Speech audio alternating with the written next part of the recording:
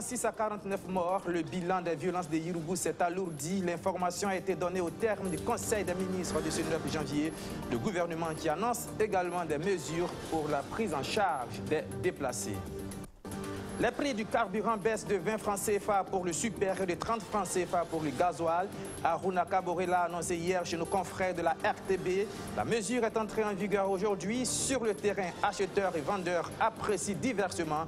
Une de nos équipes est allée au constat dans les stations-service à Ouagadougou. Et puis, au 4e jour de son audition, le général Djibril Bassolé campe sur ses positions. Les écoutes téléphoniques dans lesquelles il serait incriminé sont fabriquées, persiste-t-il? Les détails de l'interrogatoire dans cette édition. Voilà pour le sommaire. Bonsoir et bienvenue. Un invité dans ce journal, sur ce plateau, Rasmane Kientega. Il est secrétaire à l'organisation de la CGTB et surtout membre de la CCBC, la coalition de la lutte contre la vie chère. Avec lui, nous parlerons de la baisse des prix du carburant. Vous le savez, le ministre du Commerce, Aruna Kabore, l'a annoncé hier chez nos confrères de la RTB. Ça sera pour tout à l'heure. Mais avant, Aruna Kabore qu'on retrouve à Kossia, où il a justement donné les détails sur les nouveaux prix du carburant. C'était au terme du Conseil des ministres de ce 9 janvier. Conseil des ministres où il a été également question des affrontements intercommunautaires de Yirougou. Le bilan s'est alourdi de nouveau, passant de 46 à 49 morts. Le gouvernement annonce aussi des mesures pour la prise en charge des déplacés de ces violences. Le point de tout cela avec John William Somda. Réuni à son hebdomadaire Conseil des ministres ce 9 janvier 2019, le gouvernement burkinabé s'est attardé sur plusieurs sujets. Le drame de Yirougou, la prise en charge des blessés et des déplacés, la baisse du prix du carburant. Des sujets qui ont vu la participation des ministres concernés au moment de révéler la quintessence du Conseil. Sur le cas des violences de Yirougou, le gouvernement affirme rester aux aguets quant au bilan établi, plus d'une semaine après les faits. Le troisième bilan du gouvernement fait état de 3 mois de plus comparativement au deuxième. Nous avons fait depuis lors 2 bilans. Le premier bilan, c'était à chaud, comme je vous le disais, c'était les 14 morts. Et nous avons réajusté après que les officiers de police judiciaire aient fait leur travail sur le terrain, et nous étions à 46.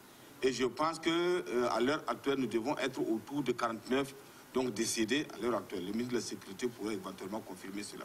Là, simplement vous dire que ce qui s'est passé là-bas a été condamné aussi bien par le président de Faso, par le gouvernement dans son ensemble, que par toutes les structures au niveau local. 49 morts, de nombreux blessés, non encore de nombreux et des milliers de déplacés.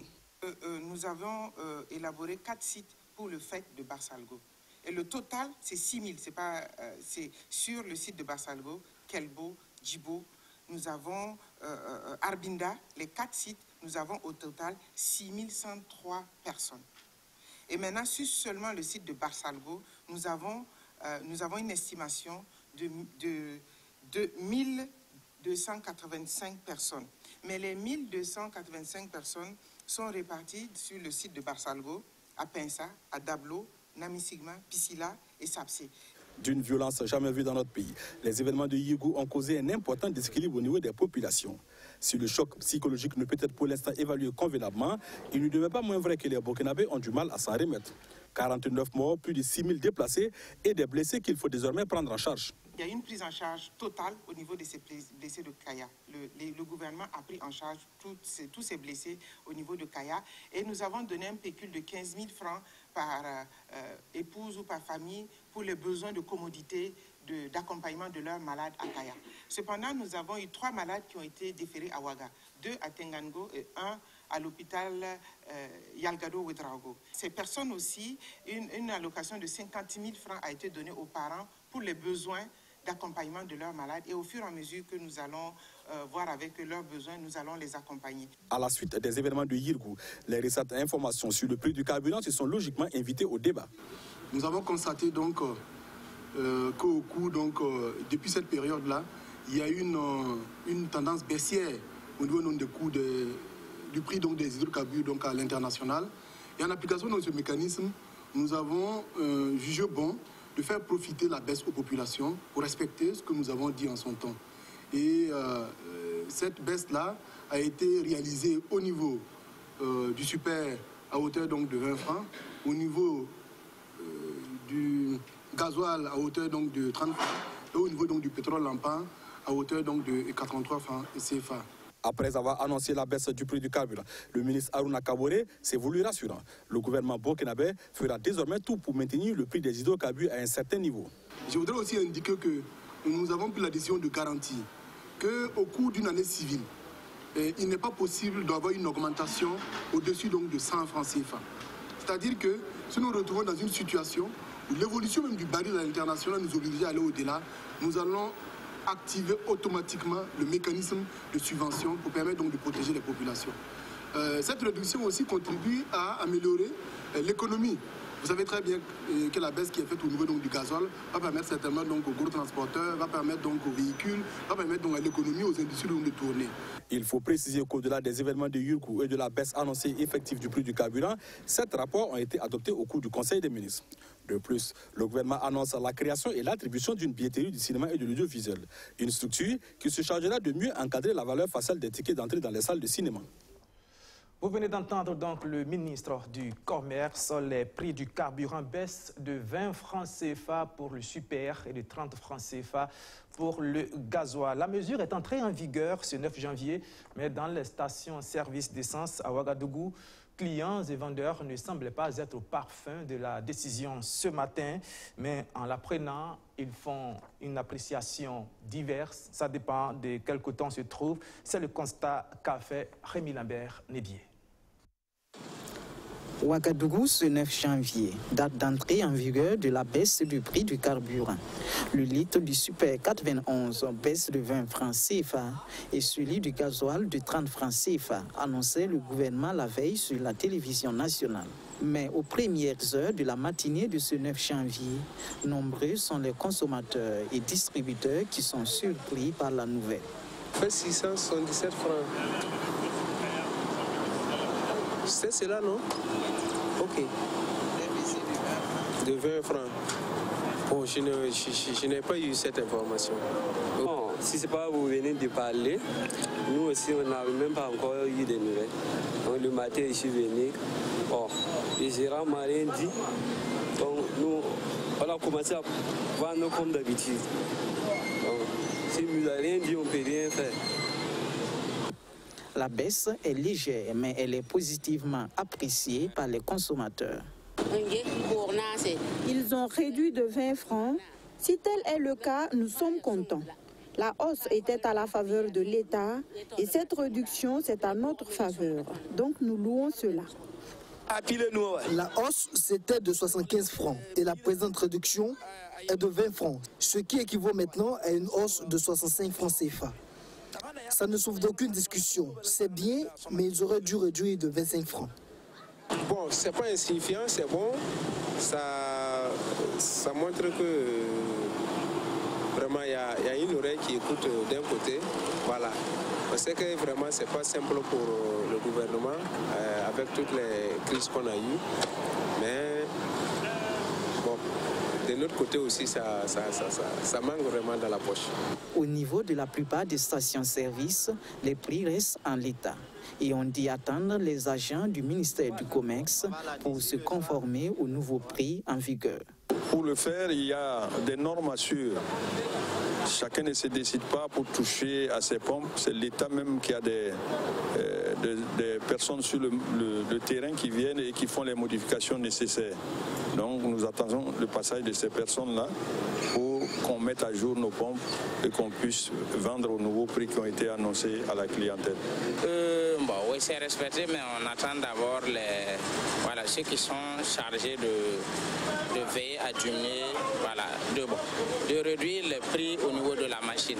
Au moment où on avait augmenté, je me rappelle qu'à notre station ici, nous on avait vendu jusqu'à 12 heures avant qu'ils ne viennent changer. Voilà. Donc, comme les stations sont beaucoup, je me suis dit qu'ils sont en train de faire le tour. Et peut-être d'ici le soir, ils seront là. Il y a 2 mois, jour pour jour, le gouvernement annonçait la hausse du prix du litre du Super 91 et du gasoil de 75 francs CFA. Et pour parler de cette baisse des prix du carburant, comme annoncé en début de journal, nous recevons sur ce plateau Rasmane Kientega. Bonsoir. Bonsoir. Merci d'être venu parler de ce sujet. Je rappelle que vous êtes secrétaire à l'organisation de la CGTB et surtout membre de la CCVC, la coalition de lutte contre la vie chère. Alors, quand le gouvernement augmentait les prix du carburant le 8 novembre dernier, il avait promis que si la tendance était baissière au niveau international, parlant des prix du baril du pétrole, cela serait répercuté sur le prix du carburant au Burkina Faso. 2 mois après, on constate que le gouvernement a tenu ses promesses. Les prix du carburant ont effectivement baissé. Bon, les prix du carburant ont effectivement baissé. Moi, je ne dirais pas ça. En tout cas, au niveau de la CCVC, nous avions, en tout cas dans notre plateforme revendicative, demandé au gouvernement, après que les arguments du gouvernement n'ont pas pu convaincre les Burkinabés, de revenir aux anciens prix avant toute autre prise de position. Avant de vous laisser poursuivre, je rappelle que c'était au terme de 2 réunions de concertation que vous avez eues avec le gouvernement, au Premier ministère. Quand nous avons dit au gouvernement de revenir aux anciens prix, parce que nous avons effectivement opposé au gouvernement des arguments dont le gouvernement n'a pas pu démonter à ces 2 rencontres-là.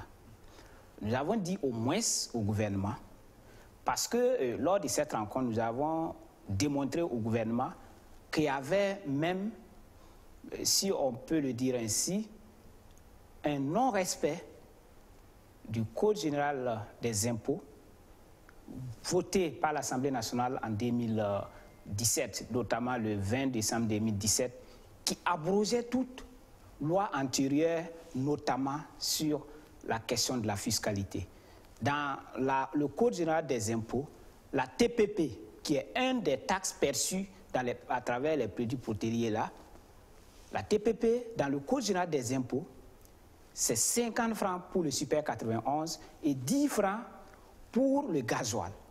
Mais de façon extraordinaire, le gouvernement, après avoir adopté le Code général des impôts en 2017, continue d'appliquer une ordonnance du 13 mars 2014 qui, à l'époque, il n'y avait pas une loi, notamment l'Assemblée nationale n'avait pas encore voté la loi par rapport au Code général des impôts. Nous avons dit, ne serait-ce que ça, corriger justement cette violation flagrante de la loi-là, dont le gouvernement dit tous les jours aux citoyens de respecter. Nous avons dit au gouvernement de commencer déjà par respecter. Si le gouvernement avait même respecté ça, on n'allait pas être à 20 francs. Mais là, on est dans du concret. Il y a 20 francs de baisse pour le super et 30 francs CFA de baisse pour le gasoil. C'est concret. Bon, parce que quand vous dites 30 francs de baisse et 20 francs de baisse pour le super 91, c'est-à-dire qu'en ce moment, vous vous situez à la situation justement du 8 janvier. Alors que les débats se positionnent dans la situation du 8 novembre où le gouvernement avait procédé à cette hausse de 75 francs et dont nous avons démontré que ce n'était pas justifié. Et dit qu'aujourd'hui, si, tel que dit le ministre, si c'est pour soulager justement les populations, c'était d'abord d'aller, de repartir au prix du 9 novembre. Vous expliquez que la baisse n'est pas suffisante.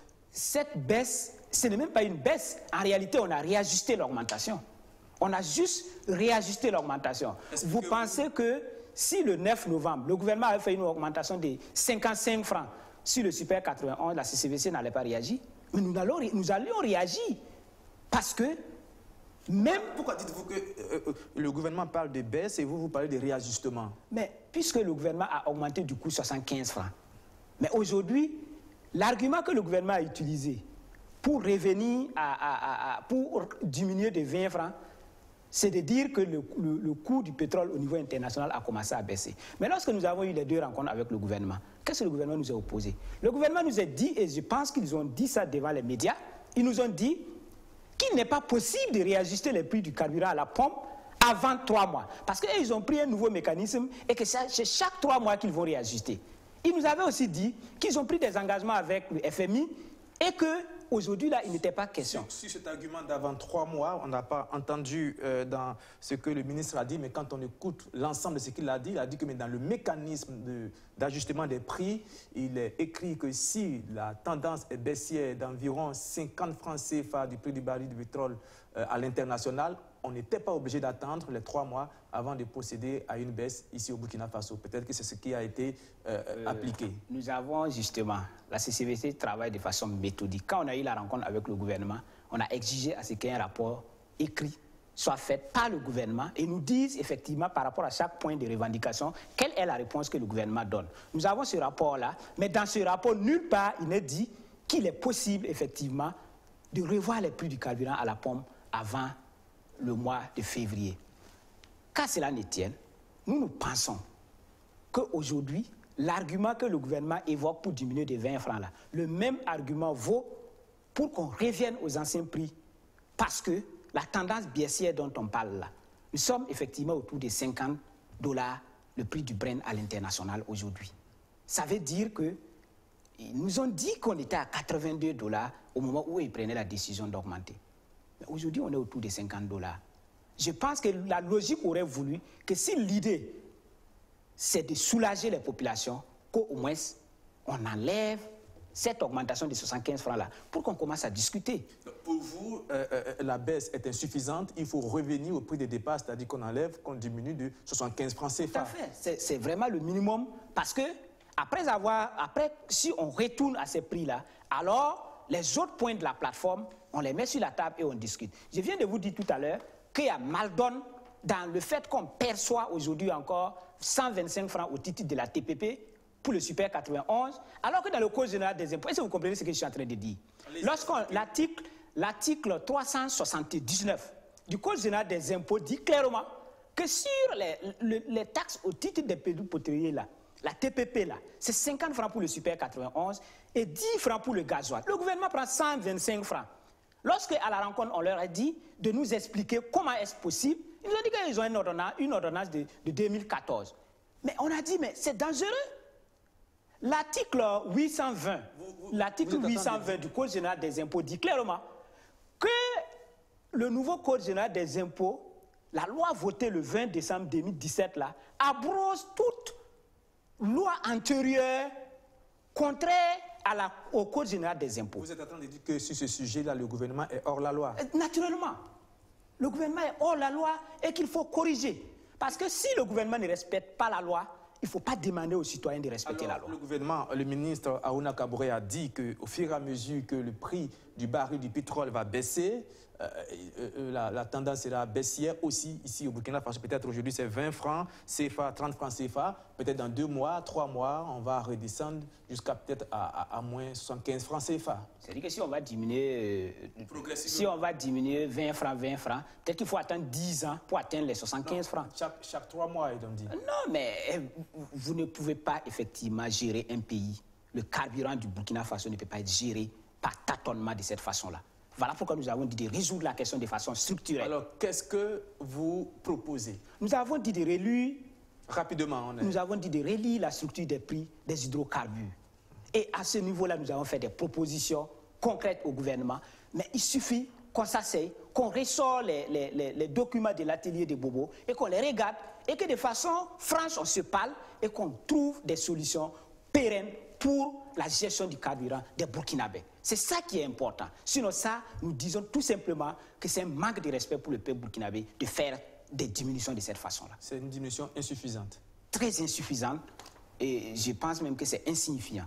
Voilà. Merci, M. Rasmade, qui était d'être venu sur ce plateau, donner votre analyse de la situation. Je rappelle que vous êtes membre de la CCVC, la coalition contre la lutte contre la vie chère, et que la CCVC a eu 2 rencontres avec le gouvernement, justement au sujet de ce prix du carburant, et que les négociations ont carrément échoué parce qu'il n'y a pas eu de point d'entente. On attend la suite. Pour le moment, la réalité est là. 20 francs de baisse pour le super et 30 francs de baisse pour le gasoil. Merci, Rasmane Kiemtega. Et on passe maintenant au 4e jour d'audition du général Djibril Bassolé dans le procès du putsch manqué de septembre 2015. L'interrogatoire a tourné encore une fois autour des écoutes téléphoniques. L'accusé campe toujours sur ses positions. Ces écoutes sont fabriquées, se défend-il. Le résumé de l'audience avec Luc Pabelgem. Le débat qui revient sans cesse depuis le début de l'interrogatoire du général Djibril Bassolé entre le parquet et lui est le suivant. D'où viennent ces écoutes téléphoniques? Qui les a réalisées? Le parquet, sans y répondre, pose une autre question au général. Est-ce qu'il y aurait des parties de ces écoutes qui seraient fausses? Le général également ne répond pas à ces questions. Ce qu'il faut dire, c'est que la défense du général trouve que bien avant la date de juillet 2017, il n'y avait rien comme loi qui régissait les interceptions téléphoniques. Avant cette date, donc, la défense trouve que ces écoutes ont été réalisées de façon illégale et elle s'est bien expliquée. Si toute la matinée, la défense est évertuée à répondre à des questions, c'est parce que hier, à plusieurs questions des avocats des parties civiles, le général les a renvoyés justement vers ces conseils qui ont répondu à certaines questions aujourd'hui. La défense a passé toute une partie de la matinée à démonter les éléments du parquet. Pour ses avocats, le parquet ne dispose d'aucun élément tangible pour confondre son client. En tout cas, le parquet aussi dit s'en tenir aux conclusions de l'expert. Selon ses conclusions, c'est pas parce qu'il y a eu des écoutes téléphoniques ou des conversations téléphoniques via Internet que cela veut dire que ces écoutes téléphoniques ont été piquées sur Internet. Il n'est pas question, le parquet reste sur sa position. Également, l'accusé a eu à demander que les officiers de police judiciaire de la gendarmerie qui ont amené ou qui ont versé ces éléments-là au dossier puissent comparaître. Le parquet a évoqué un secret professionnel. Pour le parquet, il n'est pas question que ces gendarmes-là puissent comparaître. Et l'accusé, le général Djibril Bassolé, se demande pourquoi on parle de secret professionnel dès lors où le parquet lui-même a versé ces éléments-là sur le net, a rendu public ces éléments. Il n'est plus question de parler de secret professionnel. Le général a eu à développer et est revenu sur un aspect aussi important. Pour lui, tout ce qui est arrivé aujourd'hui est dû aux questions mal gérées depuis les mutineries de 2011. Et il s'est expliqué. À la faveur de l'insurrection populaire, le lieutenant-colonel Yacouba Isaac Zida et le général Honoré Nabéré Traoré ont failli en arriver aux armes, n'eût été son intervention. Par la suite, Yacouba Isaac Zida a été président de la transition et premier ministre. Et à ce moment, il voulait soumettre le RSP à sa dévotion ou le démettre. Et l'irréparable est arrivé. Il prend pour témoin Rambo parce que pour lui, tous ces problèmes-là ont été mal gérés. Et dès lors, il y avait une cassure dans l'armée. Il va plus loin. Il dit d'ailleurs que ce procès a un effet dévastateur sur l'armée burkinabé. Pour lui, toute la hiérarchie de l'armée est représentée à ce procès. Toutes les classes, toutes les générations y sont. Voilà pourquoi l'armée ne peut plus être concentrée sur les problèmes du Nord et de l'Est. À son avis, il y aurait de vraies méfiances aujourd'hui dans notre armée. À une des questions, il a répondu si il était chef d'état-major général des armées, il aurait résolu cette crise-là autrement. Il aurait laissé l'État se charger des victimes, des blessés et de leurs familles et il aurait réglé les questions de ceux-là qui ont perpétré ce putsch sur le plan militaire. Pour lui, ça pouvait être une solution. Jusque-là, en tout cas, c'est toujours tendu entre parquet et défense sur ces écoutes téléphoniques. Son nom, c'est Certitrack. Ce nouveau logiciel devrait permettre de mieux lutter contre la fraude fiscale, notamment en ce qui concerne la gestion et le contrôle de la facture normalisée. Il a fait l'objet d'une formation au profit des opérateurs de vente de stickers et des receveurs des services des impôts. Le compte rendu de Sandrine Zougouri. En vue d'une meilleure appropriation du système de gestion et de contrôle de la facture normalisée et de la version actuelle du logiciel, Certitrack, ses opérateurs de vente de stickers et les receveurs renforcent davantage leurs connaissances. Cet atelier sur la présentation de la version du logiciel Certitrack va contribuer à mieux lutter contre la fraude fiscale et améliorer les services. Cette formation va beaucoup nous apporter. Parce qu'avant, dans la vente des stickers, on a beaucoup de difficultés et il y a beaucoup de contribuables qui viennent sans les documents requis pour vraiment s'enquérir des stickers. Souvent, pour leur donner une explication, il y a d'autres qui refusent de comprendre. Mais avec cette formation, vraiment, on va améliorer beaucoup de choses et les contribuables seront satisfaits. Une formation dont l'accent sera mis sur 2 aspects, des modules qui faciliteront une bonne distribution et un bon suivi des stickers au terme de cet atelier. C'est un logiciel qui a été développé pour le suivi du système de la facturation normalisée au Burkina Faso. Donc, nous allons développer ce matin deux gros modules, en fait, voilà, pour expliquer aux participants voilà, comment vendre un sticker, voilà, le suivi même de la vie d'un sticker, voilà, si on peut le dire ainsi. Donc, voilà un peu ce que nous allons faire ce matin ici à Zignalé. Mis en place en 2014, ce système de contrôle de détection de fraude a connu une grande évolution, telle que la modification du statut des stickers, dont il est important que les acteurs se familiarisent avec. Lorsque, par exemple, l'opérateur de vente à son poste vend une rame de stickers ou un feuillet de stickers, vous savez, l'erreur est humaine. Alors, une erreur peut être vite commise et pour annuler cette vente et reprocéder à l'opération de vente, il fallait remonter jusqu'à la source du logiciel.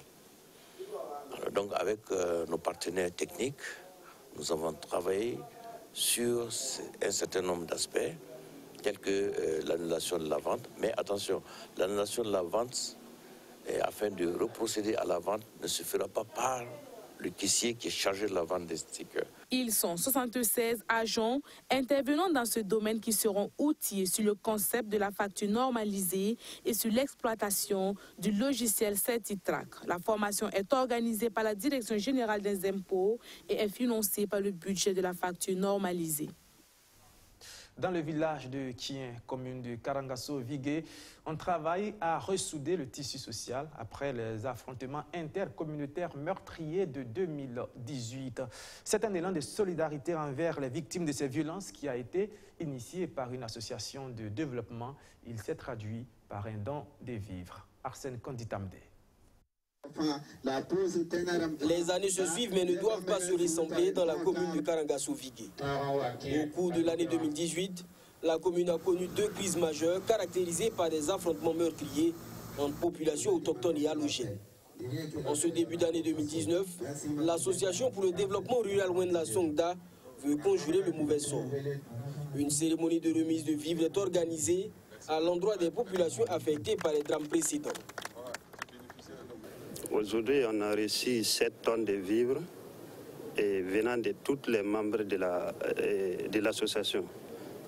Donc chacun a donné ce qu'il peut donner. Donc on a eu aujourd'hui 7 tonnes. Donc c'est à donner à ceux que les événements passés ont touché, à d'autres qui ont perdu leurs proches. Donc nous aussi, on veut leur donner un coup de main pour leur montrer qu'on est avec eux nuit et jour. Au-delà de la remise de vivres, cette cérémonie est également un moment pour rappeler les différentes communautés à l'union sacrée. Une union qui, dans un contexte sécuritaire difficile, pourrait permettre de déjouer bien du plan des forces obscurantistes. C'est vrai, et vous remarquez aujourd'hui que notre très cher pays, le Burkina Faso, est un peu attaqué un peu partout. Et que seul le renseignement peut nous sauver. C'est pour cela que j'ai profité de l'occasion pour lancer un appel. Parce que s'il n'y a pas d'entente, ça veut dire qu'ils peuvent être infiltrés et que ça peut être profitable aux forces du mal. Donc c'est ce que je lance pour qu'ils s'unissent, pour se mettre ensemble, pour vraiment combattre ce fléau. Du côté des familles de victimes, on se dit prêt à pardonner et à faire en sorte que plus jamais ce genre de situation ne vienne encore endeuiller inutilement d'autres familles. Ça nous soulage, nous, les parents qui ont été victimes. Ça nous soulage pourquoi? Ce n'est pas la quantité même de dons qui importe. La pensée même qu'il y a eu à penser donner à ces dons-là, c'est seulement ça qui nous réconforte. Je demande toujours aux autochtones de nous pardonner et puis laisser passer. Nous, en tout cas, de notre côté, nous avons laissé passer parce que c'est quelque chose qui arrive, c'est Dieu qui a amené ça, c'est pas quelqu'un. Que ça soit ici ou quoi, ça arrive partout. Hein. L'association pour le développement rural Wendla Songda de Karangasso-Vigué est née en 2003 avec pour objectif de travailler activement à la préservation de la cohésion sociale. Aujourd'hui, elle compterait plus d'1 millier de membres dans la commune. Et pour terminer ce journal, actualité sportive, football, coup double pour l'Égypte. Après avoir obtenu l'organisation de la Coupe d'Afrique des Nations 2019, c'est un Égyptien qui a été sacré Ballon d'Or 2018. Mohamed Salah a dévancé Sadio Mané et Pierre-Emerick Aubameyang. L'international égyptien et attaquant de Liverpool a été couronné hier à Dakar. Et un nouveau ballon d'or africain pour Mohamed Salah.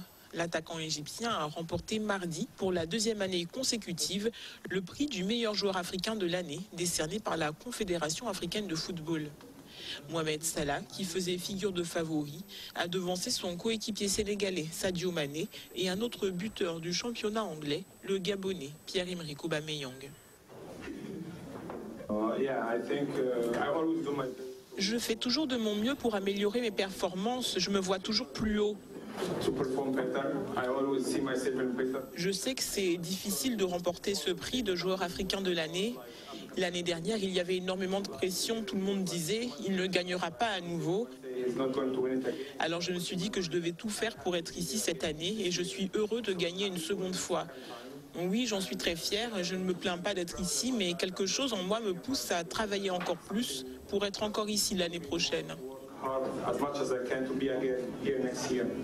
Mohamed Salah n'a pas non plus caché sa joie après la décision de la CAF d'attribuer la Coupe d'Afrique des Nations 2019 à l'Égypte.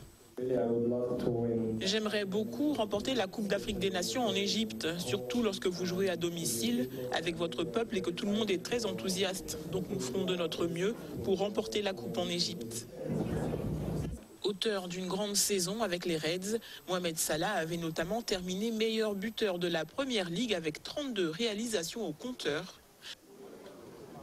Il est le 4e joueur à remporter le Ballon d'Or africain 2 fois d'affilée, après le Sénégalais El Hadji Diouf, le Camerounais Samuel Eto'o et l'Ivoirien Yaya Touré.